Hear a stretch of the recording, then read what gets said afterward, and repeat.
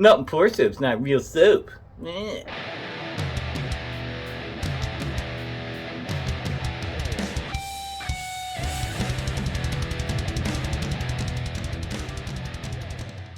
Alright, we're going to put this nonsense to rest right now.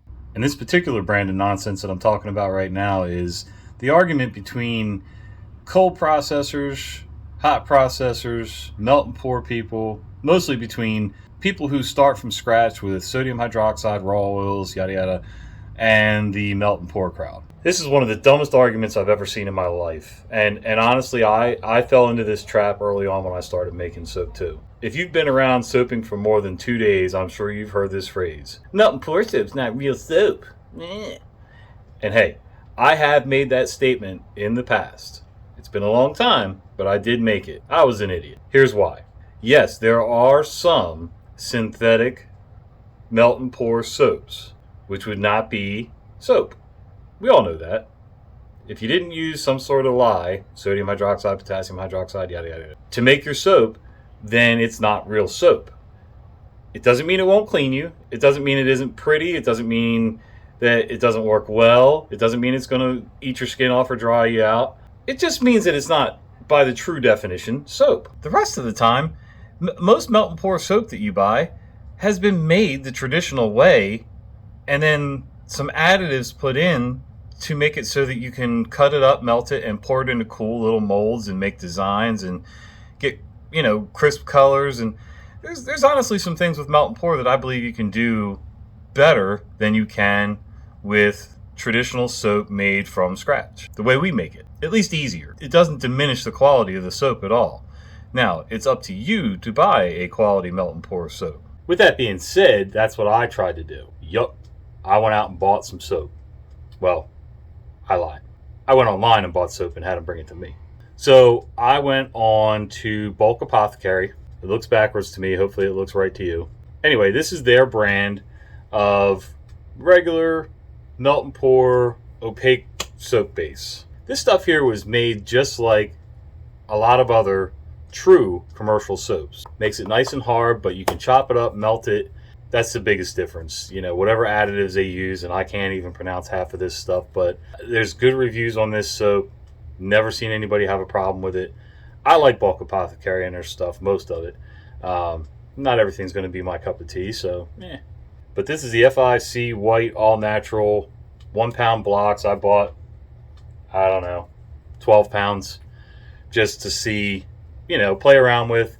Sometimes you just want to do something different, I love the soaps that we make. Normally, and there's nothing normal about me, normally I'm happy with just making my soap with my scent, my base, maybe a little color added, but a utilitarian soap. I want a soap that smells good, cleans well, doesn't dry your skin out, and I've accomplished that. But every so often you get the urge to try something a little different. So that's where this comes into play.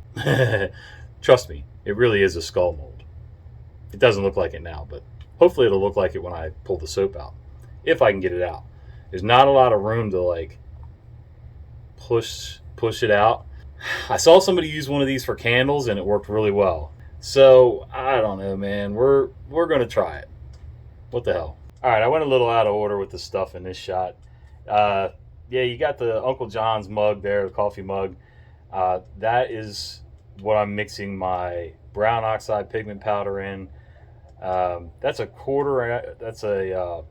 quarter teaspoon measuring spoon, but I only used about a quarter of that in colorant in the cup. And I usually will mix a little glycerin and stuff with it, in cold process, even a little bit of water with the glycerin, and that usually does okay to get the brown through.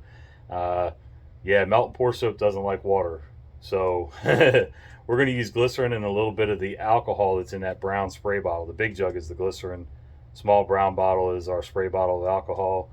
The soap block, of course. The measuring pitcher, yes, it's plastic. We're going to try it. We're not, you're not supposed to use that high of a temperature to melt your soap, so it should survive fine. Shoot, I've melted beeswax in these before, and they've held up okay most of the time. The pink things, obviously, are the skull molds. Trust me. And, of course, you got a knife for cutting your soap. Okay, here's the deal. We're going to use this to cut up our soap. If you have a wire cutter, do not try to use your wire cutter on melt and pour soap.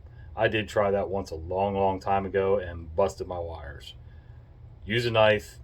Use one of those pastry scrapers, you know, that people use for cutting soap. Even a crinkle cutter. Any of that stuff is going to be okay. Might be a little safer for the fingers. These, you got to have a little bit of a knack, and I'll show you. Oh, yeah. And Mr. Genius forgot his tripod again. Shocker. All right. I showed you the other day in a video, I use this white craft paper.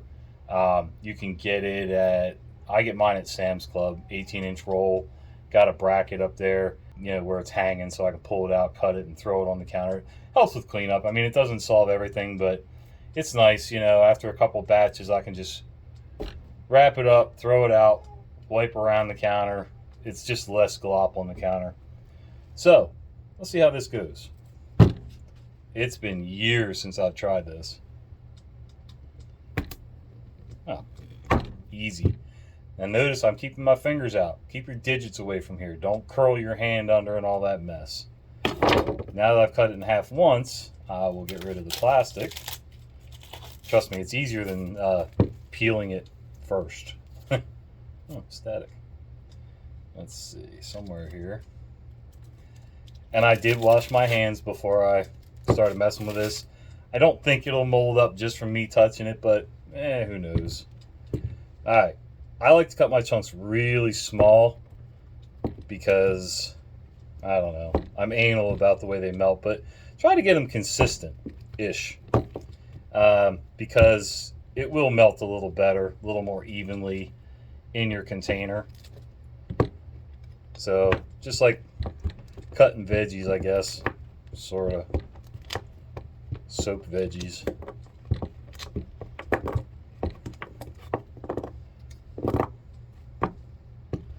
And they don't have to be perfect.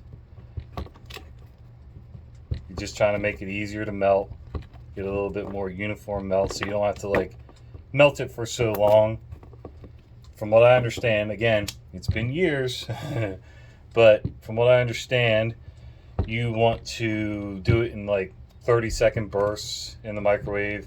Some of that's going to depend on how strong your microwave is, how many watts it is, whatever.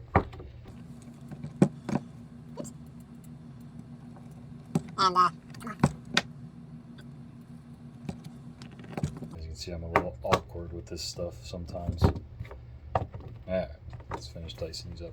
This is a 1-pound block of soap base.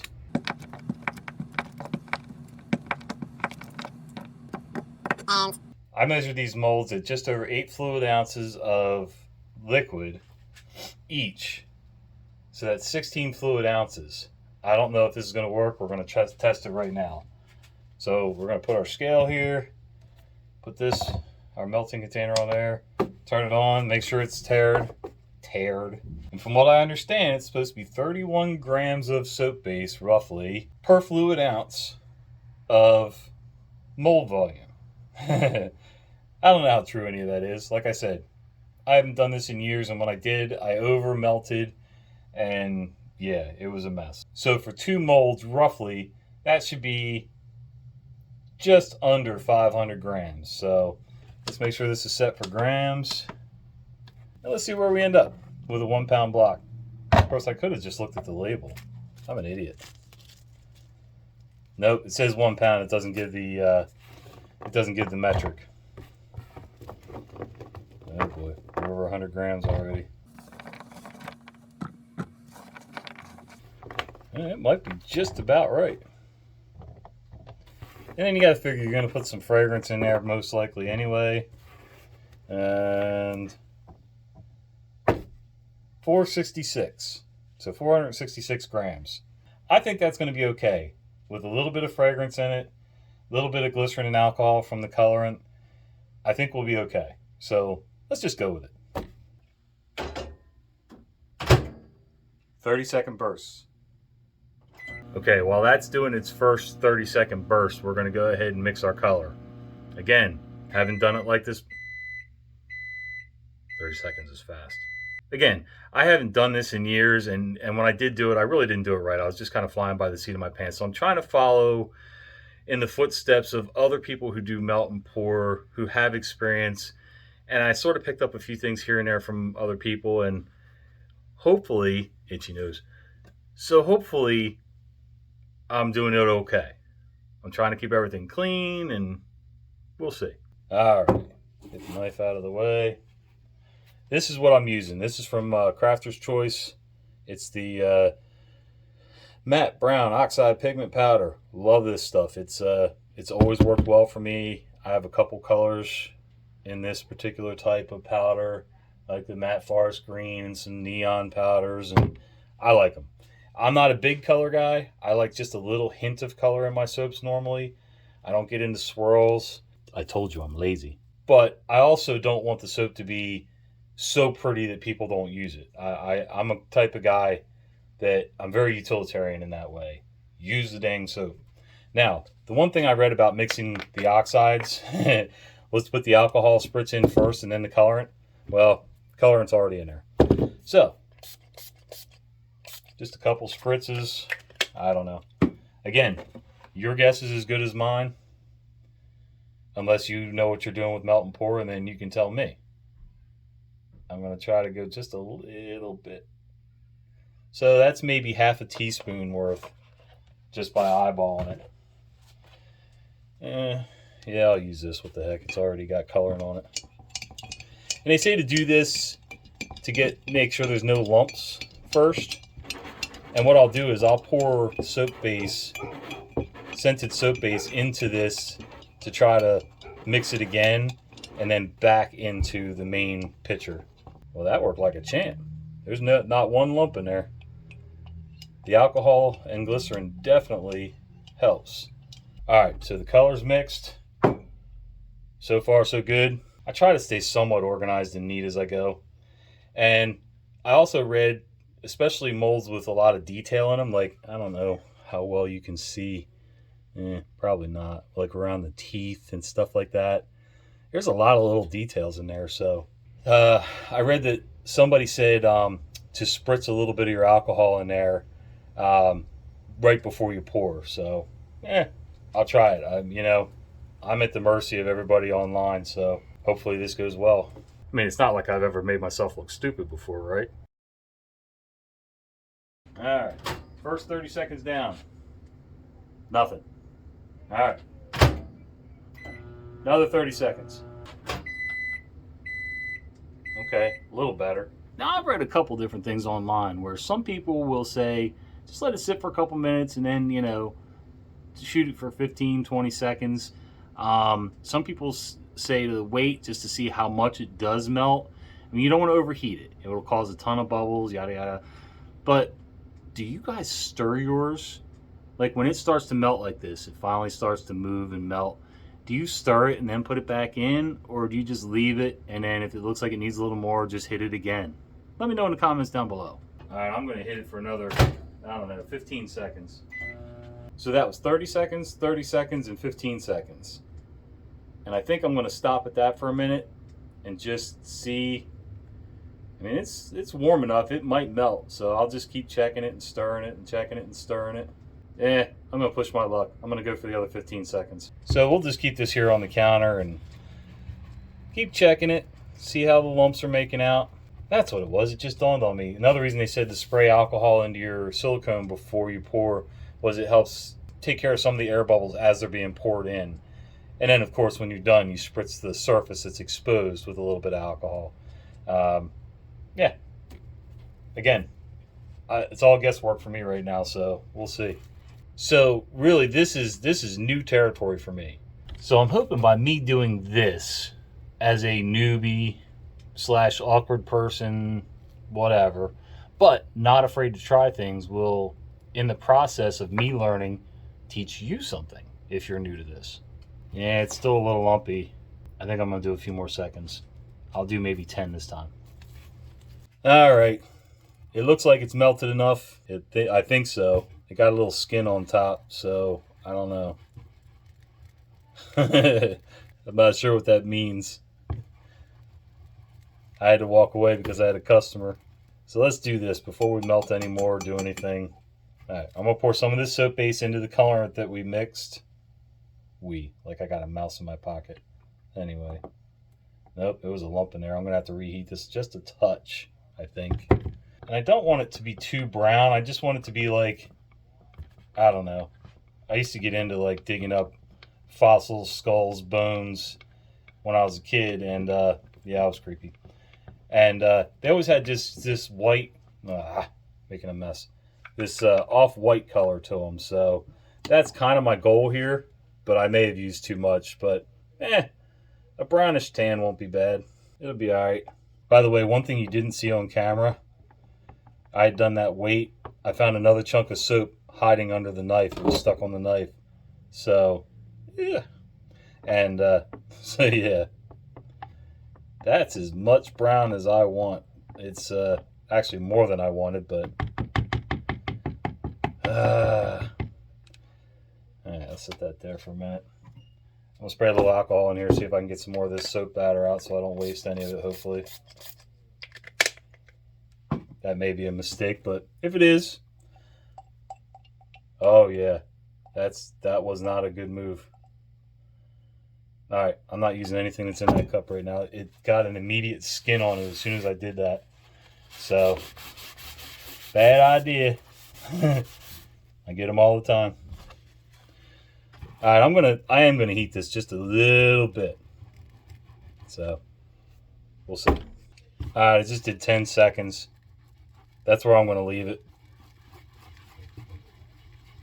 So, all right, let's get our molds ready. I'm probably overcomplicating this, but like I said, I haven't done it in forever. And when I did, the molds were simpler. Not sure starting out with a complicated skull mold was the way to go, but hey. All right, let's see how it goes. A little alcohol in there.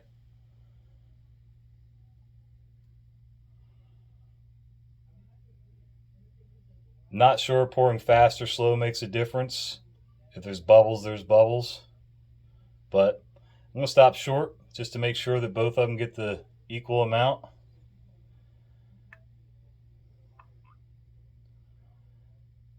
And whoever said that amount of grams per fluid ounce was full of crap. So lesson 1. Don't trust that.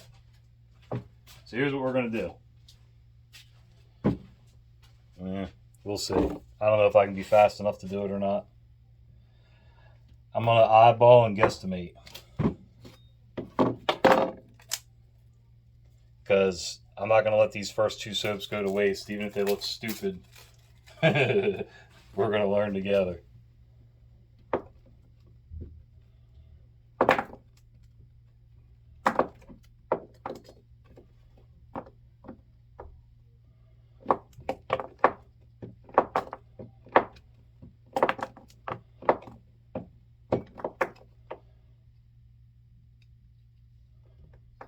All the soap's off the knife this time. Throw it in there. Let's see how it goes.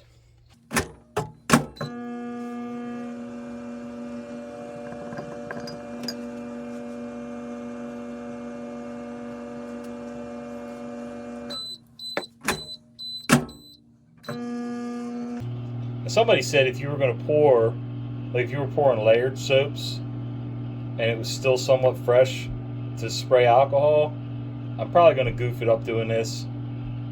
I don't know. Maybe I'll just... I at least want the bubbles to go away. Of course, you got to hit it from different angles, otherwise it doesn't really work.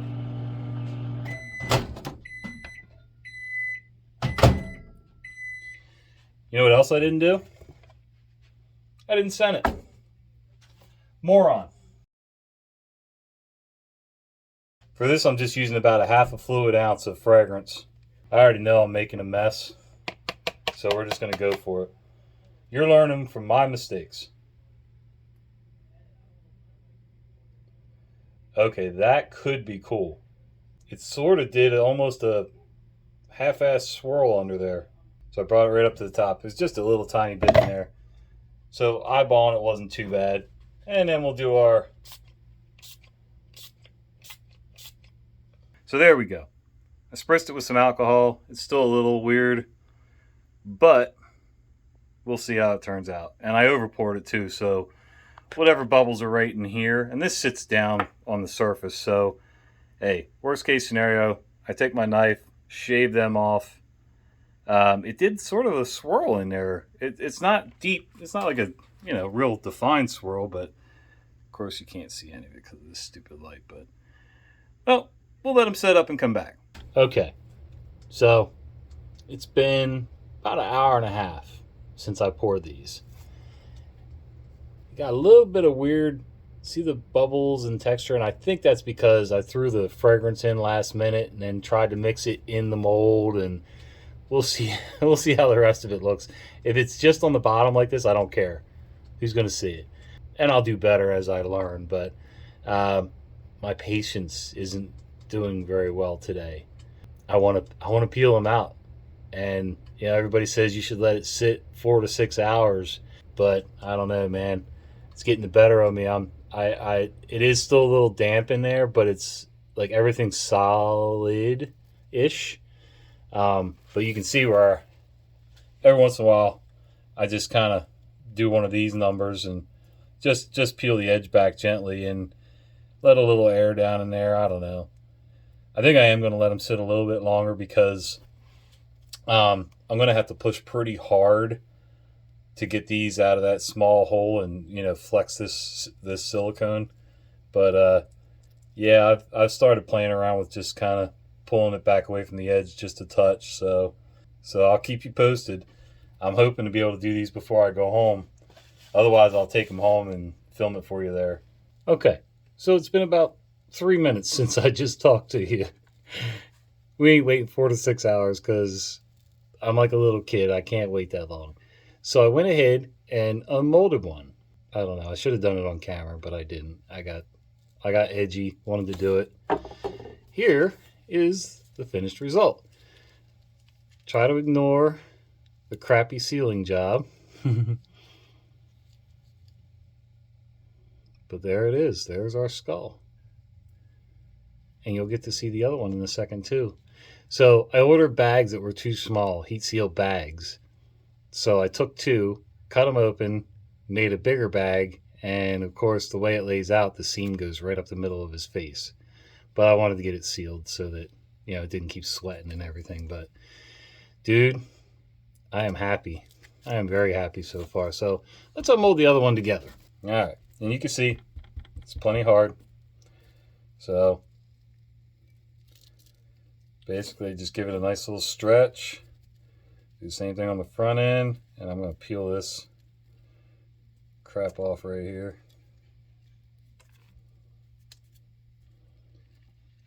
I'm trying not to dig in with my thumbnail or anything when I stick my finger down in the mold. Just trying to basically release from the little cracks and crevices in the skull here. And then what I did was, pretty sure I brought the back of the skull out first since it's rounded, and it kind of popped out like an egg out of a shell. And it worked really well. I was kind of shocked, honestly. So like that. Boop. Ta-da! Oh, I am just so pleased. You don't even know. See the skull cap lines. So there you go. Go get yourself some melt and pour soap and stop being a baby about it. Stop trying to tell everybody that it's not real soap. Because honestly, if you try to do this with CP soap or HP soap or whatever, it would never turn out with this amount of detail. I don't care what you do. All right, guys. See you on the next one. Leave your comments down below, and thanks for watching. See you.